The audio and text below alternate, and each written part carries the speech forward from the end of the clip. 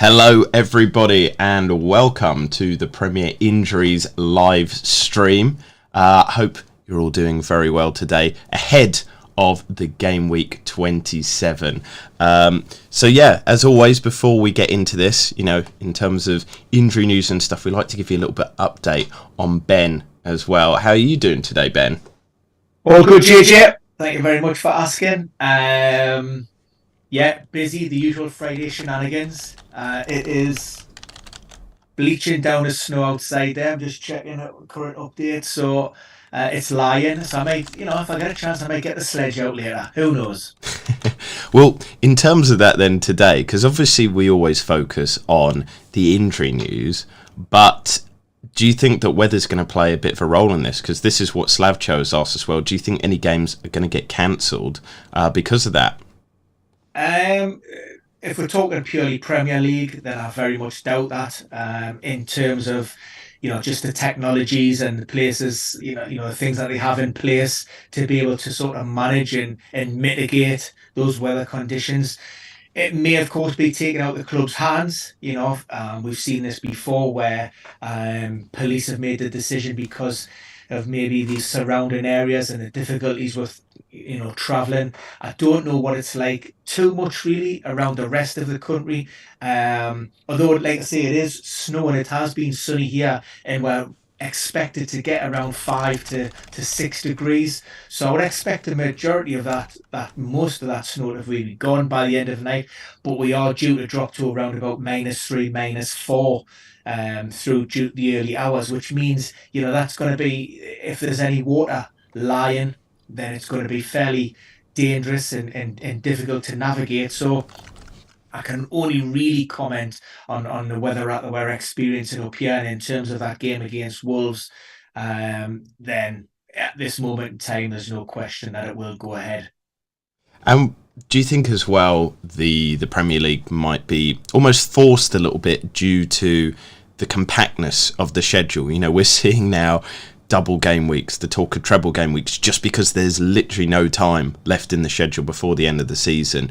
They're going to be pretty loath to cancel any games at the moment, aren't they?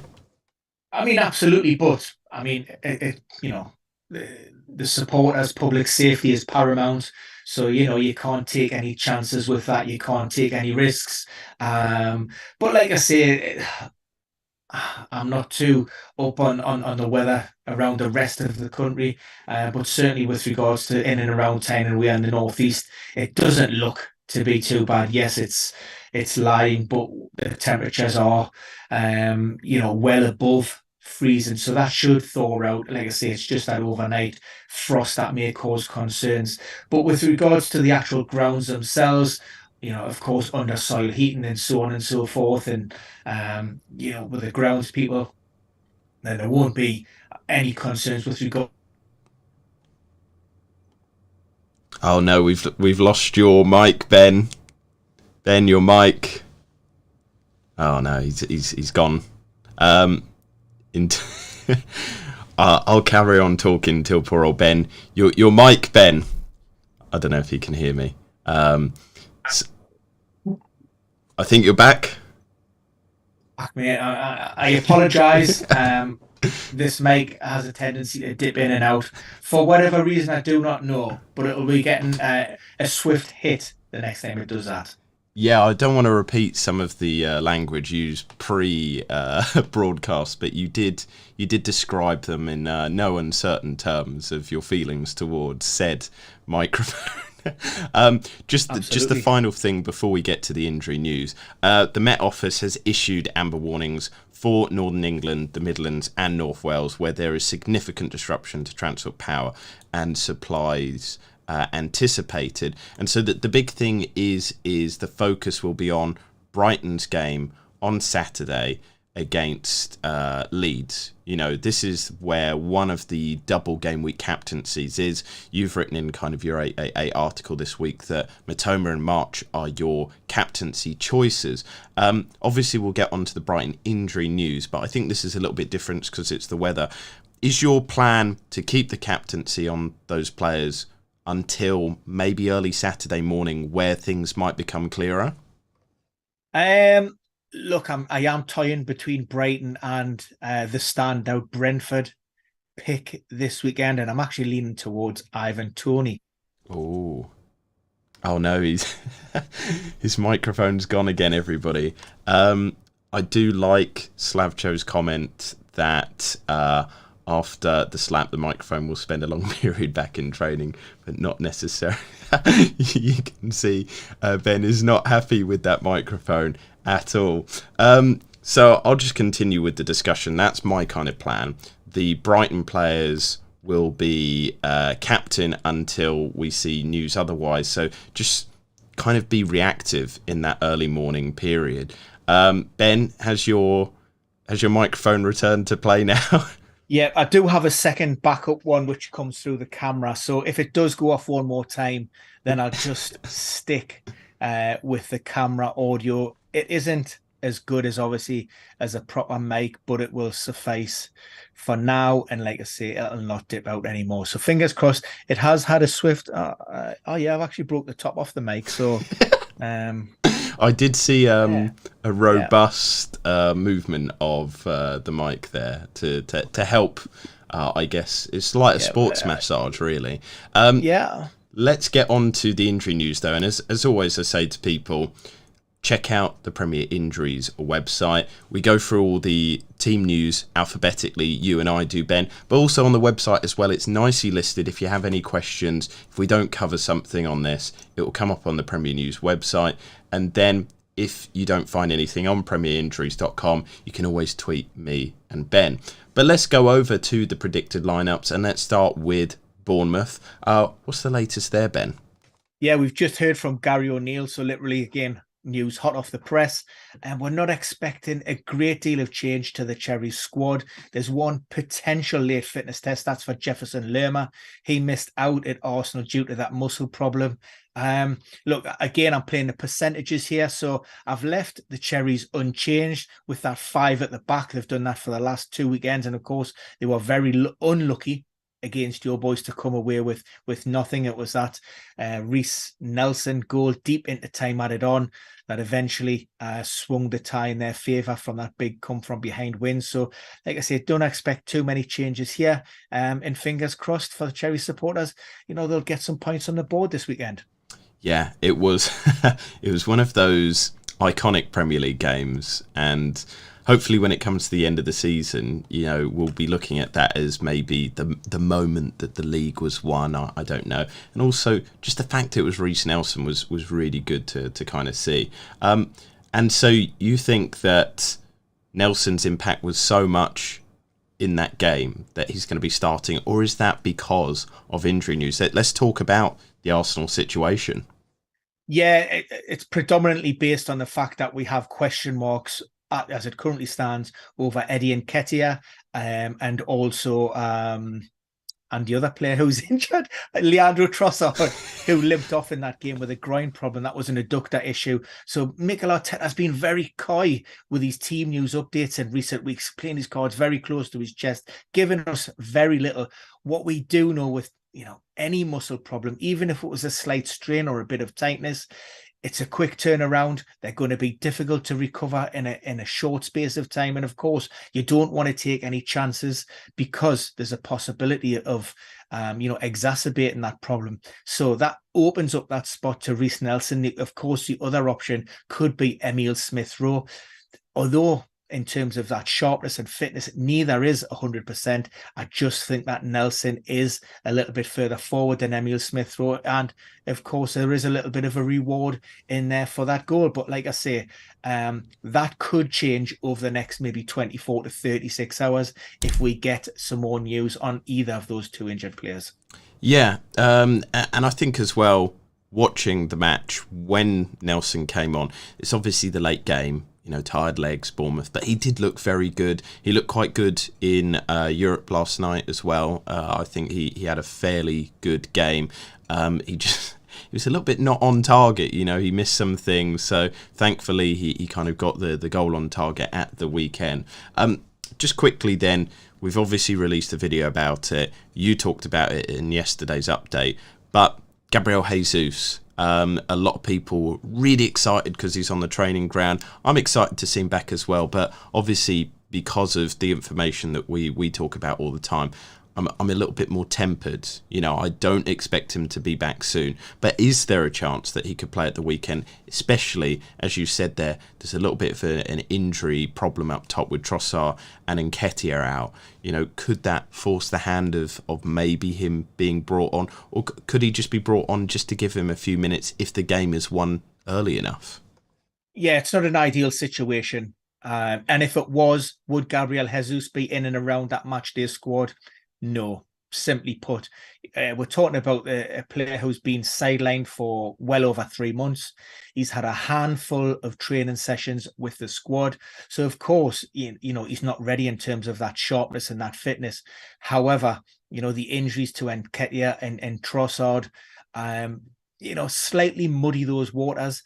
And it could be, if they were to be ruled out, that Mikel Arteta may turn around to Gabriel Jesus and say, look, take your place on the bench and sit there. And if we really, really, really need you, could you do a job for maybe 5 or possibly 10 minutes? So of course he could. So it's very difficult to give any kind of definitive or categorical answer in terms of will he be in the squad and will he not? Ultimately, what most FPL managers want to know is, when is he going to be ready to make a meaningful contribution? When will he be near those pre-injury levels where he's getting in threatened positions, assisting, increasing those goal involvement opportunities? And that isn't going to happen until April, realistically. And how long that will take, again, that will come down to Mikel Arteta, how he manages the players, how results are going, and of course the availability of his teammates around him. Now, we do have a question about Bukayo Saka. Slavcho has said, I've noticed Saka's fatigue at the end of the match yesterday. Do you think his minutes should be managed, or if his body is reacting well, should he be playing 45 plus games per season? What do you think on that? Yeah, we've heard from Mikel Arteta before on this situation. I think it was relating to Bukayo Saka last year. Did he start certainly every Premier League game and has played the majority for the last few seasons? And Mikel Arteta said, look, if you look at some of the world's greatest players, the Lionel Messi's of this world to Cristiano Ronaldo's, these players are performing optimally for 50 plus games a season. Not just one season, but year upon year upon year. And if Bukayo Saka feels that he wants to break, into that top bracket, that elite bracket of world football, then that's what he needs to be doing. He needs to be performing optimally on a regular basis and putting in 40 to 50 games a season in. And you need to adapt and acclimate and, get used to the demands and the physicalities of playing Premier League football week in and week out. And for that reason, like I say, he's such a pivotal player for the Gunners that I don't, out of those attacking options within the squad, and you voiced this as well yourself, particularly as an Arsenal supporter, Bukayo Saka is one of those players that you probably, would hang your hat on being in that starting lineup every single week. Yeah, I forget the record that he's had now of consecutive Premier League appearances. He is a very hardy player, for somebody that receives so many kind of tough tackles. He's such a brilliant player, but he seems to ride them very easily. We also do have a question from Pepe Nacho. He said, is Odegaard fit? Odegaard, well, obviously he missed out on Thursday night due to illness. Now, he did travel with the squad, so it was a 50-50 call, but ultimately the decision was made not to involve him. Unlike injuries, where we can maybe guesstimate, or at least we've got a better understanding around the anatomy of the injuries, with illness, that comes down to the body's own response to the problem. The suggestion that he was with the group probably, puts him in with a good chance of recovering. There's a couple of days there. So I'd be fairly confident, and that's why I have him in that starting 11. Wonderful. Right, we're going to move on from Arsenal then to Aston Villa. What is the latest injury news there, Ben? Yeah, we'll be forced into at least one change, and that's because of the dismissal of This, the problems where you're going live. I'm actually looking for that Aston Villa press conference because of the dismissal of Boubacar Kamara. There you go for that Yes. tackle. Two yellow cards, so he is dismissed. So that's going to be at least one enforced change, and that will see Ramsey coming into the centre of the park, I believe. However, Unai Emery did say that Callum Chambers is a possibility in that holding role.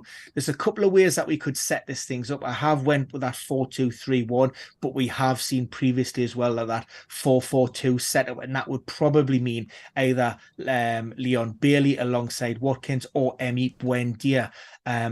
McGinn, I've switched him across to the left-hand side, but equally, he could go on the right if Ramsey isn't in that holding role. We still have Del Donker, who is another option in there as well, but he hasn't seen much game time in recent months.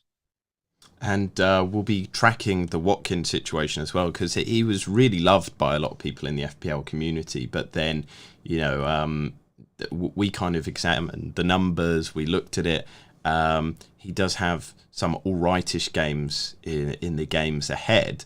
But I'm a bit more tempered on the interest in him. West Ham up next could be a difficult one. Bournemouth, Chelsea and Leicester also. And a lot of people are thinking about him for the double game week, whereas I'm not too sure. Anyway, Ivan Toney is obviously the main discussion point. But as always, the discussion point is there is no discussion point with him. Keep him in your team until things become clear. But is there any other kind of team news, because this is a lovely double game week for Brentford? People should be doubling, tripling up on their assets in the Everton and Southampton games. I mean, these are really good games, aren't they? Yeah, I mean, generally the B squad has been fairly fit and healthy all season, and that pretty much remains. With the nucleus of that squad, Lewis Potter has underwent knee surgery, could keep him out for possibly around about 2 months. So maybe touch and go whether he plays again this season. And also the backup keeper Strascosa, he is also out with that ongoing niggling ankle ligament problem. But elsewhere, absolutely fine within the squad. Pontus Jansson is a player who will be hoping to get involved following that hamstring issue, but it's difficult to see him forcing his way into this side, given how Brentford have been playing. And we do see that switch from a 4-3-3 at home to more of a 3-5-2 when they're typically on the road. With Brentford, I think some people are looking at their assets and thinking, which ones do I bring in? Who are the treble up? Who would you go for, Ben? Well, I'm stuck on two, so I haven't went balls deep and took all three. Ivan Toney, who I am actually considering a possible triple captaincy option. Ooh. and also Ben Mee, who I've had now for several game weeks. Ben you. Okay. Johan Visser. That's such a bad joke. Johan Visser does not make your starting 11. FPL Animate says, is he not likely to start? Johan Visser, I think he may start one of the two. Typically in a 4-3-3, we see Wissa. So on those home games, we see Wissa come in and a little bit of a change up. But like I say, on the road, that 3-5-2, inherently it's Ivan Toney and Brian Mbeumo. Yeah, it's a tough one because, like, looking at the data, again, another bit of number crunching that we did earlier in the season, Visser is really good at scoring goals. Like, he has a better kind of conversion rate, at least earlier in the season, than even Ivan Toney. And so, kind of on form and looking at his data, he seemed to prove maybe inclusion ahead of Brian Mbeumo especially, but it's kind of what Mbeumo does for the team. Now, as we've mentioned there's a double game week. Brighton are that other team that loads of people are looking at. But this one is the one that we've already discussed, so if people are tuning in a little bit later, we have discussed the situation with the weather at the start. At the moment, we're giving the advice of just see how it is tomorrow morning, because we're kind of blessed in the fact that the Brighton game is on the Saturday, so hopefully there'll be information because, like you said there, Ben, people will probably be travelling, and so they need to let people know as soon as possible. But what is the injury information? Is there any reason to hold back the team from a standpoint of who is available? Yeah, I mean, Tariq Lamptey, I don't know if he has gone as much interest within the FPL community. He picked up a knee problem last weekend. Question marks over his fitness. Um, Regardless, I think maybe Joel Veltman probably starts on that right-hand side. Danny Welbeck returned from a recent calf problem, scored from the bench last weekend. He's vying for a place with Evan Ferguson. I've actually went with Welbeck, but it really is a coin toss. And this is something that I flagged, and it caused a little bit of uproar. There was a little bit of confusion around Roberto De Zerba's press conference because he mentioned that, I think the words were, Solly Marsh is on the list with Levi Colwill. Levi Colwill played for the under-21s earlier on in the week. By the list, he meant included in the match day squad for tomorrow as it currently stands. And there's a suggestion that Solly March picked up a knock. Now, he has been managing a little bit of a niggle in recent weeks. I think we've seen that around that FA Cup tie as well. So I just suggested that, with games in quick succession, if he's carrying a knock, then maybe it's a consideration if you're vying up whether to pick Solly March or Maitoma. Now, I've actually went down the Solly March route, but I just wanted to make people aware of it, that he had picked up a knock. He has been cleared and he has been training. But like I say, there's just, a slight concern there. If, he was to pick up another kick in the same area on that ankle, ahead of that game with Crystal Palace. Abdullah has pointed out something in the team. Do you expect Steele to continue to be in between the sticks? Yes, I do. So again, we're waiting. This one will be updated. This was a strange one. It came out around about 2 p.m. last week, just as the teams were announced. Obviously, the whole community was taken aback.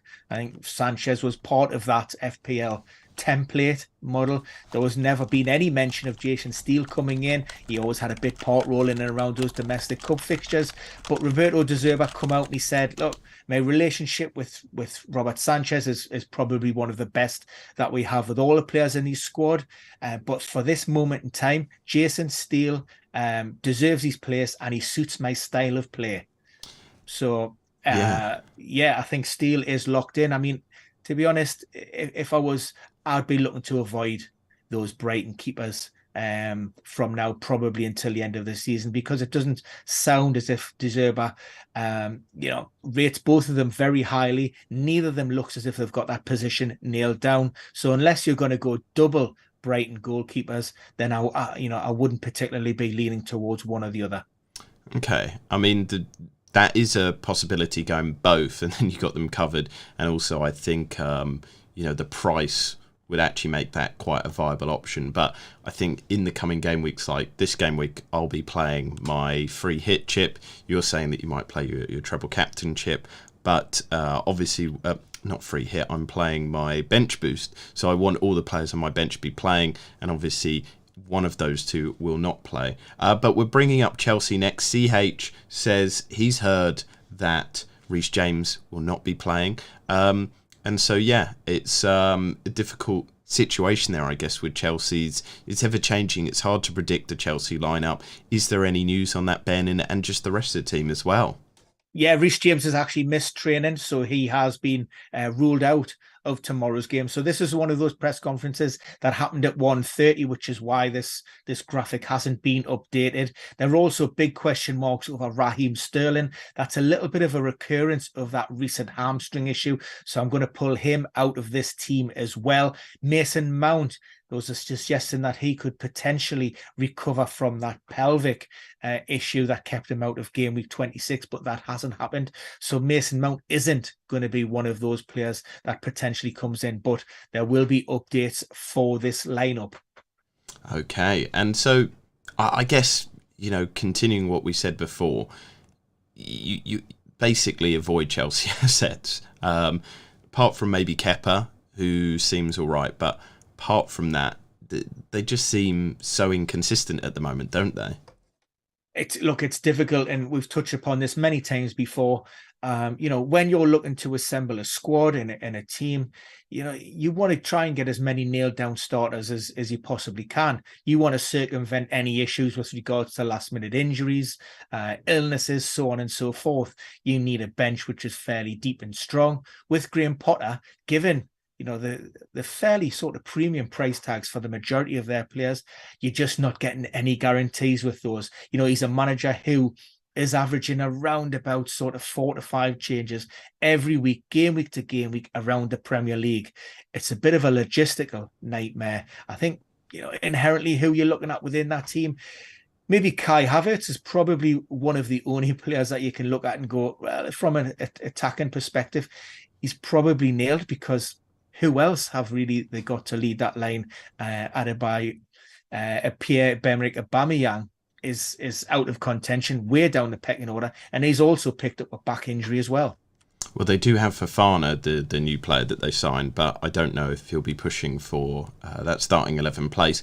But I guess connected to this question, Daniel has asked, what is your take on the penalty taker situation at Chelsea? You've mentioned Kai Havertz there.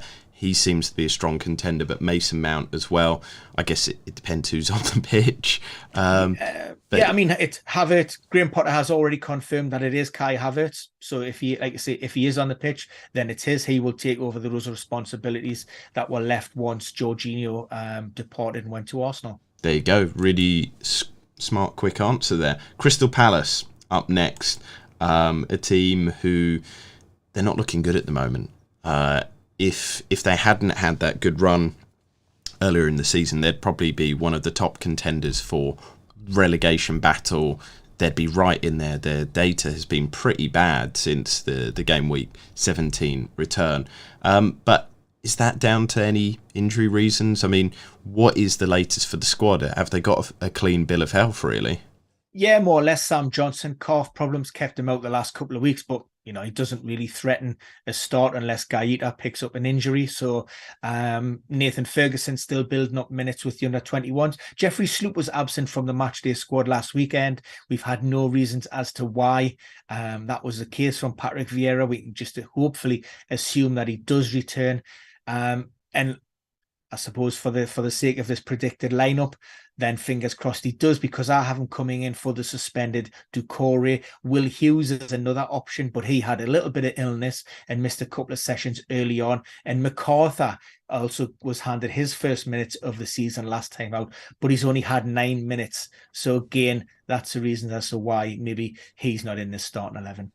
Interesting. So from Crystal Palace, Everton are up next, the Toffees.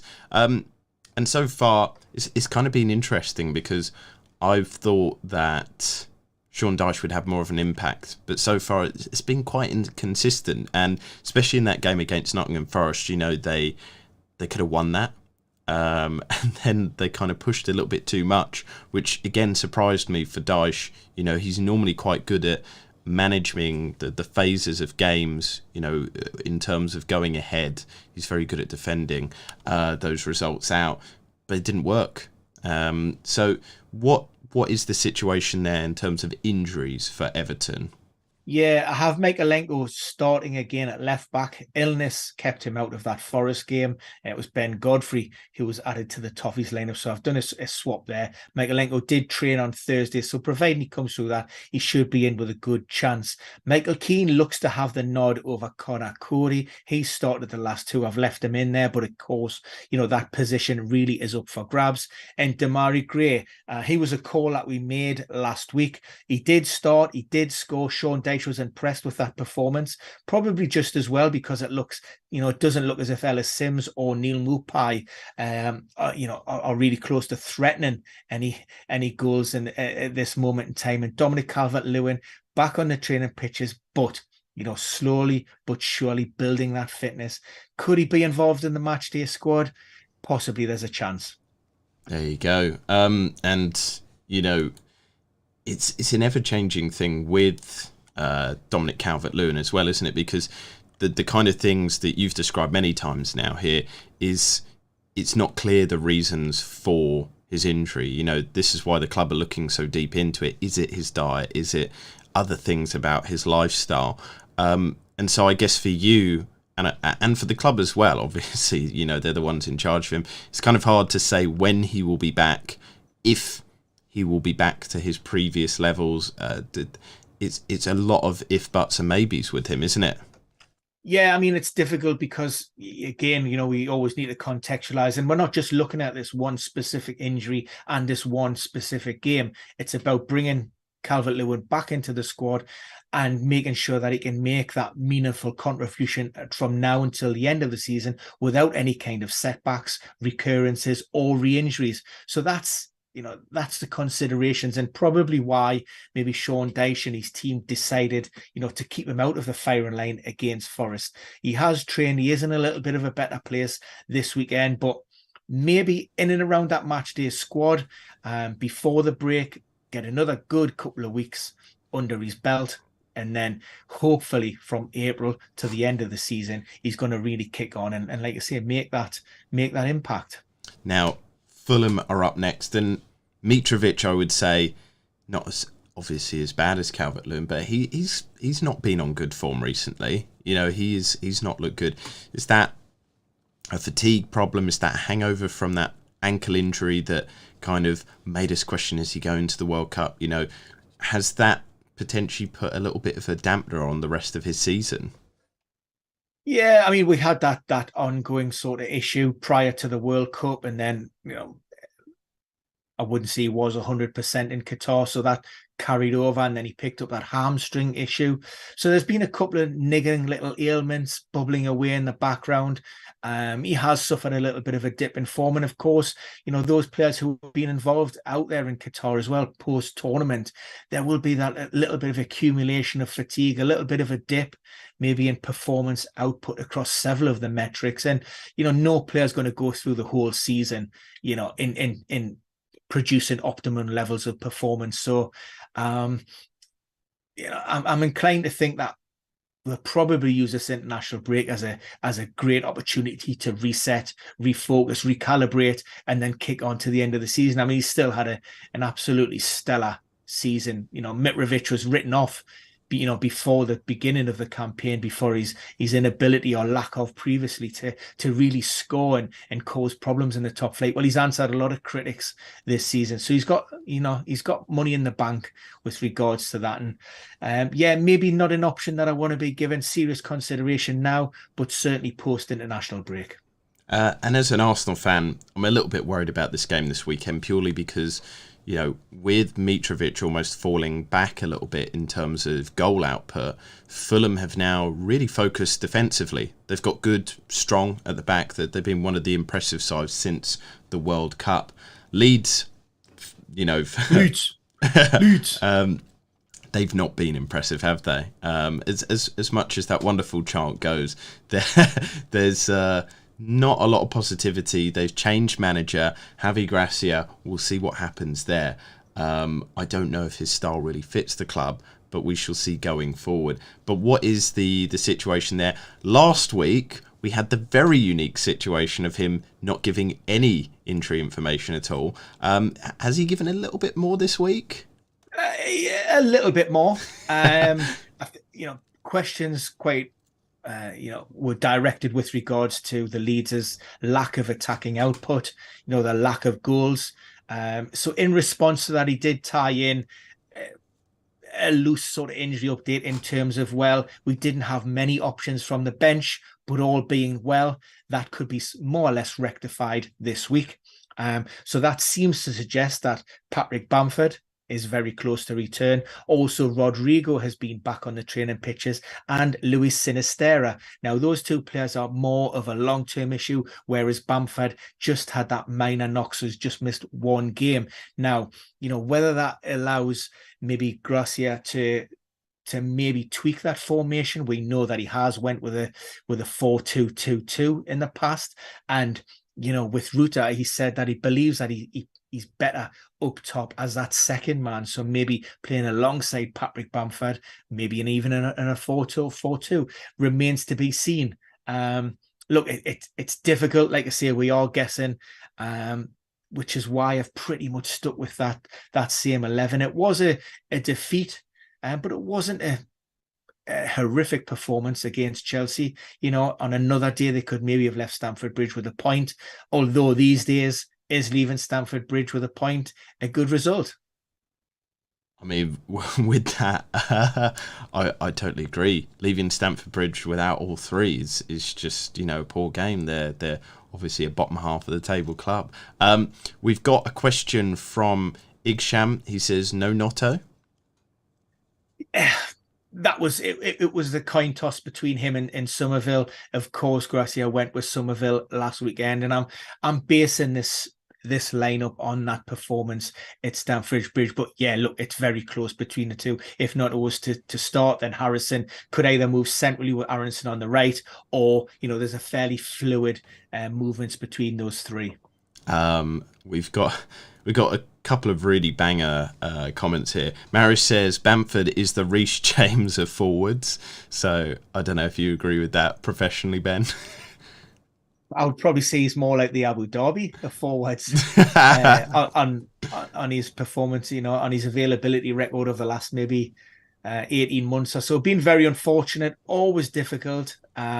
You're constantly working hard to get yourself match fit. You have new managers coming, you want to prove a point, the team's struggling, and things which aren't always discussed a lot of the time, what we fail to understand or even get to hear about, a lot of these players may just be going out on the pitch, when they're not fully fit, 60, 70, 80% fit, to help the team, to sacrifice their bodies. And it becomes almost that vicious circle. You're not 100%. You pick up another injury, and inherently, I dare say Patrick Bamford has played, and a lot of times in the past where if he was to hold his hands up and say that the decision probably should have been taken out of his hands, but there you go, and he's unfortunately it's come back to bite him a little bit.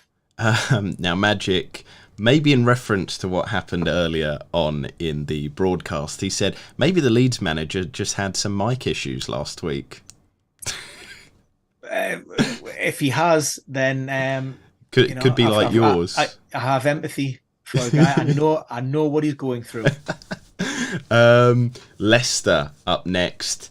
Any news on the Foxes that people need to be aware of? I have Ricardo starting again at right back. We've had injuries too. We've got Harvey Barnes, I suppose, is the big question mark and the big talking point. I do have him starting.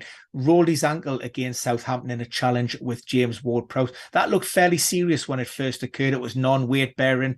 Struggled when he left the stadium last weekend, but has responded really, really well. If Harvey Barnes was to miss out, then I have toyed with a few other potential formations, and I can see maybe the Foxes going with a 3-5-2 with Castagna and Ricardo pushing up to support the likes of Dewsbury Hall and Didi, in maybe Madison, and then putting Vardy up alongside Kelechi would be my guess if Barnes was to miss out.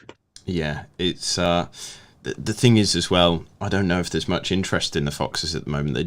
Leicester are not playing well. Madison is probably the only one in it. Maybe Kelechi did in recent weeks attract a little bit of interest. Yeah. Liverpool up next. They are attracting a bit of interest. I'm still not sure with the numbers. The underlying numbers are not much better, but maybe they're just kind of going towards, I don't know, overperforming like they usually have done in previous seasons, which we have seen them do.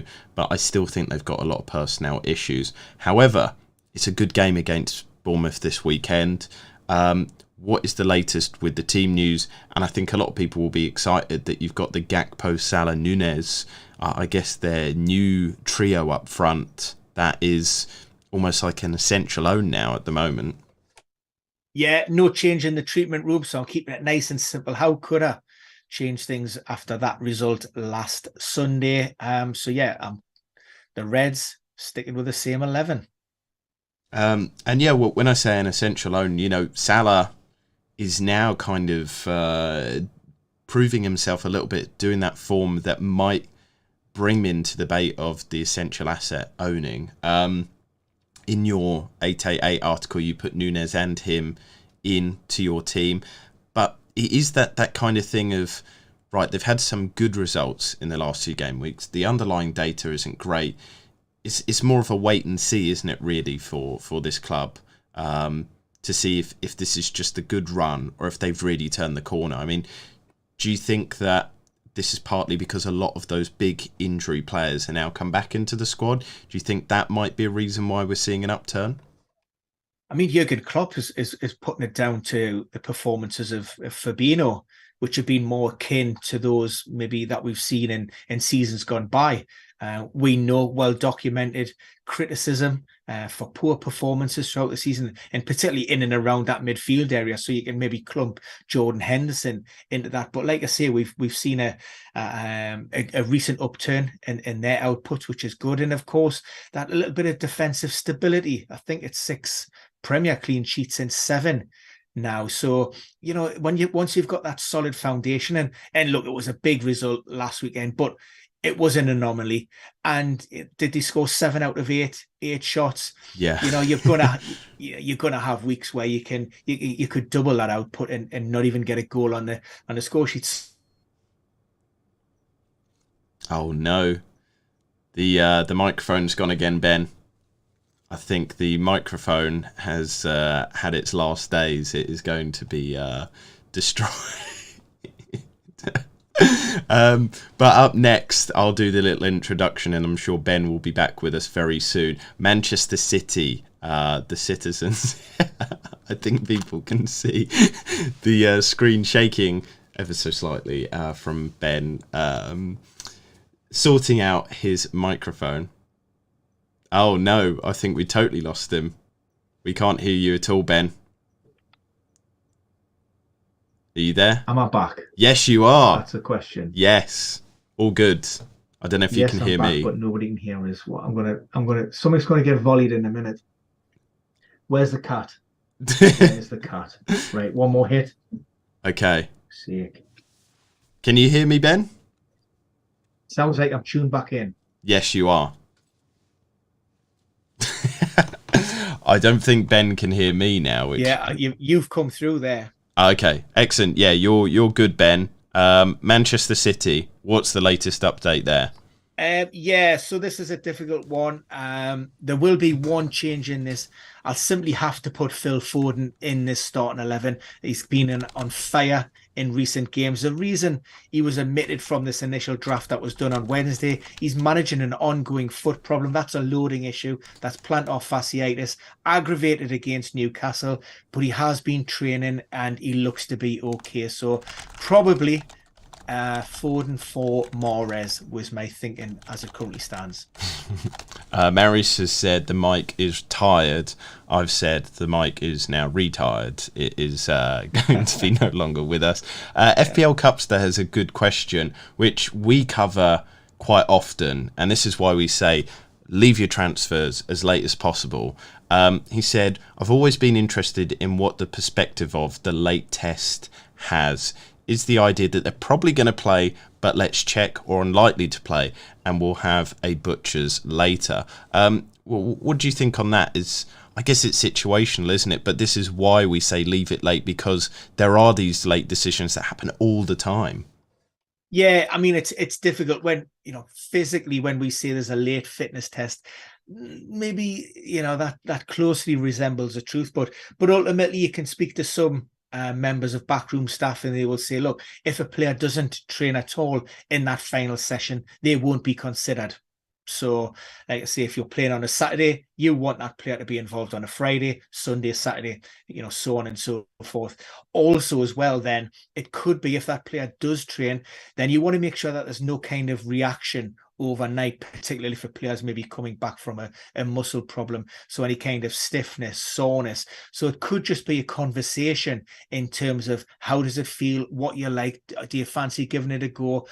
Otherwise, if there are any issues, then the likelihood is that they may be pulled out. So, like I say, a late fitness test could just mean that it's literally a conversation about how that player's feeling.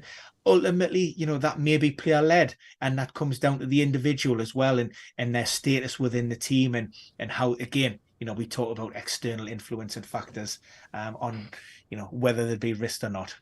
Well, this is the thing as well. I think people that obviously there's a lot of medical science in this, but there is also a lot of decisions are player led. It's down to, how do you feel? Do you think you're up to this? And this is why sometimes, people go, why was that player risked? They've had an injury.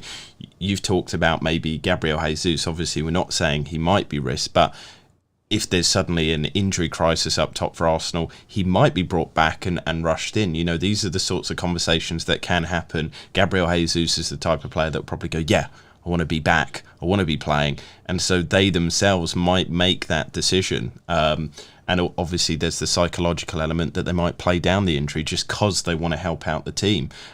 Manchester United up next. Is there any breaking injury news that people need to be aware of that's going to affect the team, or is it pretty much unchanged? Yeah, Anthony Martial could, in theory, come back into contention. He is training with the squad. Eric Ten Hag, said that he is available if I want to pick him.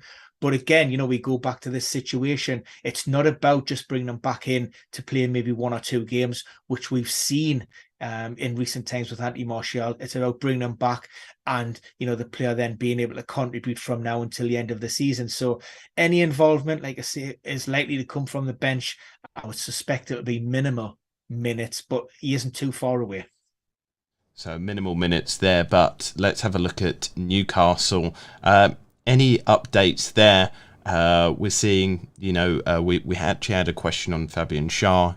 You explained last week that was head injury, and his history of head injury kind of prevented him from playing.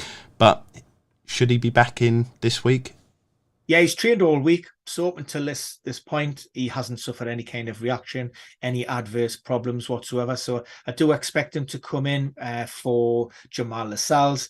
Bruno Guimaraes, he's been managing that ankle problem, which probably goes all the way back to Fulham, aggravated in the Carabao Cup and again at the Etihad. But again, he's come through all of those sessions. At least one enforced change. Joe Linton serving a 2-match ban. I've stuck Joe Willock in there, although by Eddie Howe's own admission, he's not optimal in terms of his fitness following that hamstring. And I did earlier on in the week go with Alexander Isak as leading the attack, just because I think Callum Wilson probably, needs to come out of that lineup on recent form. He hasn't been great, but Isak isn't 100% either, or is San Maxim. So that's why I've stuck with Gordon and with Wilson. But the Wilson thing is something that is nagging away in the back of my mind. And he has had that chat with Eddie Howe. He does recognise that. He does need to be better. Like I say, as a Newcastle supporter, I hope, that he does come out and he scores and he silences some of those critics this weekend. Well, this is actually a conversation, you're obviously a Newcastle fan, but I've also got another friend who is a Newcastle fan as well. And he asked me, why is it that maybe Callum Wilson has not done well from a rest during the World Cup? Maybe there's talks of deconditioning, etc., but he's not played as much. And you've talked, historically, Callum Wilson is the type of player that thrives from getting those minutes. So that month out has hampered him. Whereas why is somebody like Rashford kind of exploded after not getting a lot of time at the World Cup? Did that kind of time that he could be deconditioned, but he seems to come back almost stronger. I mean, why is there a difference between the two players there? Is it just down to individuals? I mean, different profiles, different situations, different squads.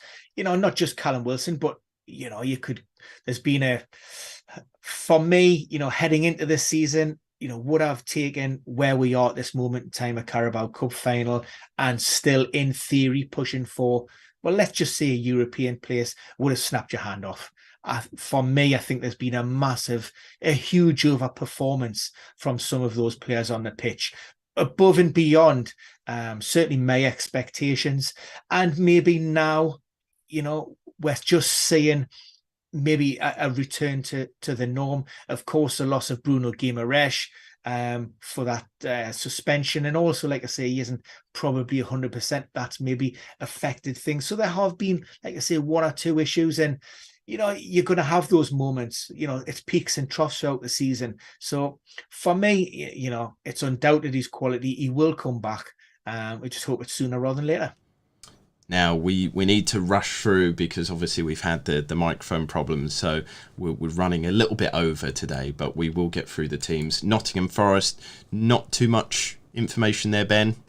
Yeah, no change in the treatment room, so I'm sticking with more or less that same 11. I've got the 2-2 draw with Everton. Then up next, Southampton again. Somebody that not a lot of people have interest in, but any breaking news there? Carlos Alcaraz, he's the one.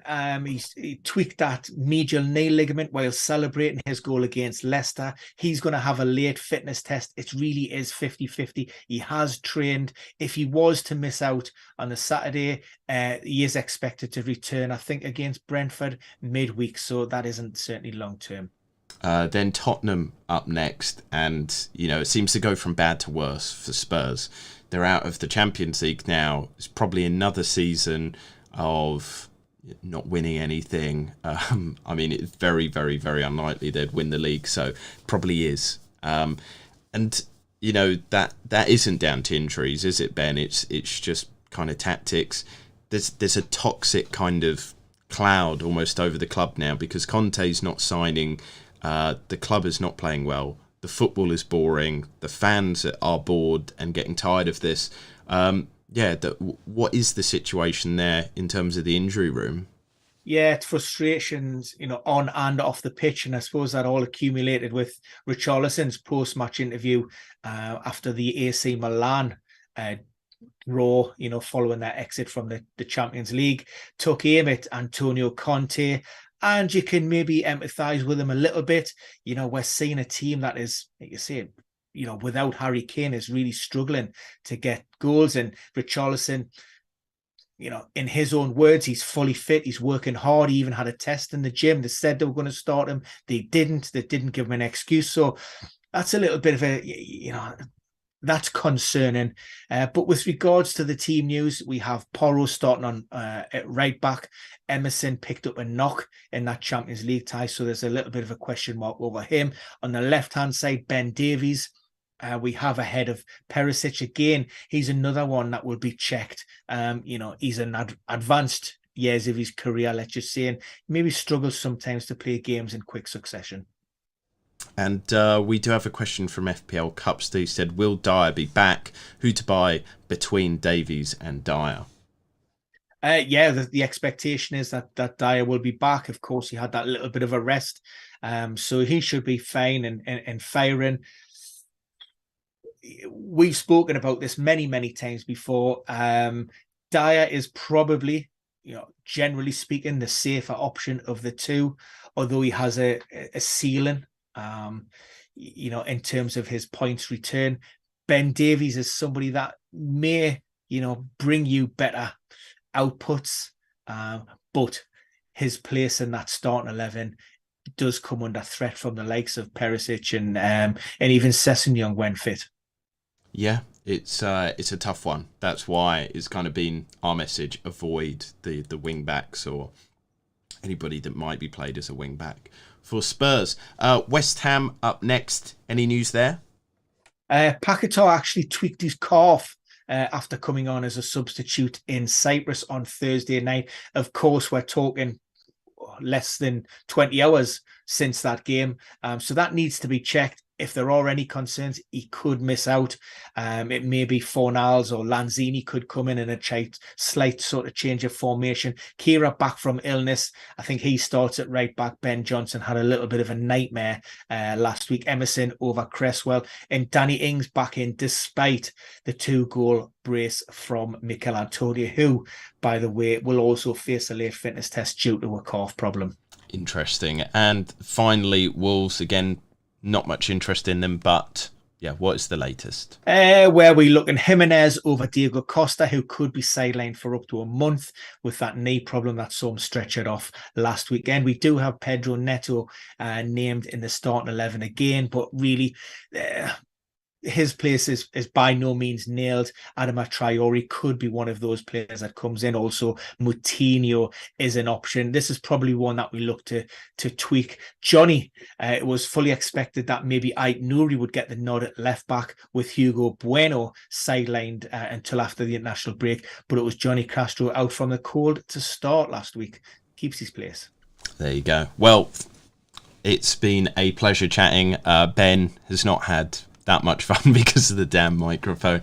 There'll be a team talk after that, and there may be a cancelling of the contract, who the microphone may be let go of, or maybe not let go but thrown away. But yes, we've enjoyed chatting to you all. We hope that we've answered your questions, and as always, if we haven't answered your questions, check out the Premier Ingy's website.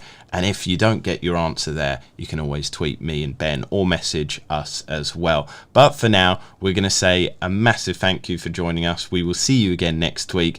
And Ben is just holding up the evidence there of his interaction with his microphone. We